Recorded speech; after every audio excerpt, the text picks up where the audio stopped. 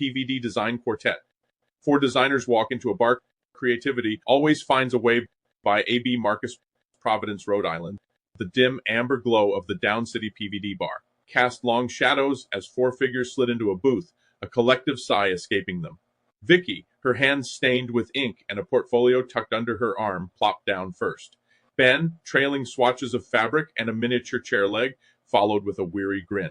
Megan, her blueprints rolled tightly and a scale ruler poking out of her bag, took the opposite side, her eyes scanning the bar's exposed brickwork. Finally, Rachel, her tablet glowing with a half-finished animation, slid in last, a faint trail of pixel dust seemingly shimmering in the air. "Rough day," Vicky declared, signaling the bartender with a flourish.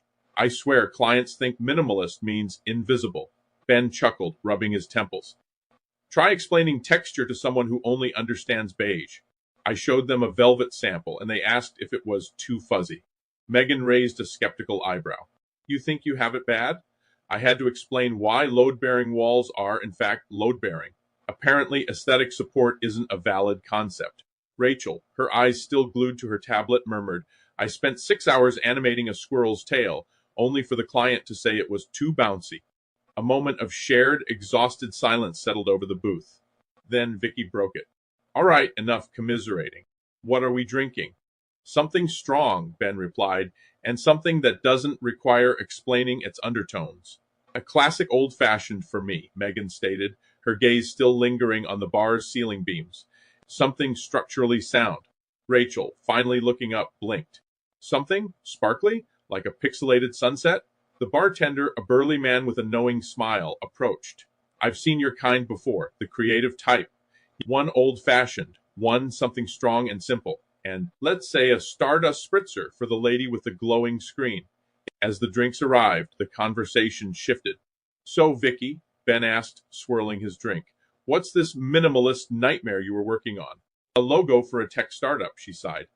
They wanted something clean, modern, and disruptive, but also approachable and timeless. It's like asking for a unicorn that's also a sensible sedan. Megan leaned forward, her eyes lighting up. "Speaking of disruptive, I'm working on a community center project. The client wants a space that's both functional and inspiring, but they're terrified of anything avant-garde." "Avant-garde is my middle name," Rachel said, her fingers dancing on her tablet, adding a subtle shimmer to her squirrel's tail. "I'm trying to create a short film about urban wildlife, but I'm struggling to make pigeons look majestic." Ben grinned. "Pigeons? Majestic? That's a challenge. I'm trying to convince a client that a velvet sofa is a statement piece, not a dust magnet." As the night wore on, the bar filled with other patrons, but their booth remained a haven for the design quartet.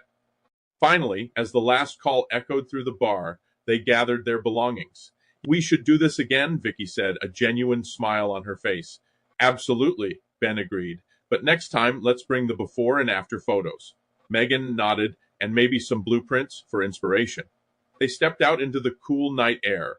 Four RISD designer friends from the class of 2023, armed with their tools and their stories, ready to face the next impossible request, knowing that they weren't alone in their creative chaos.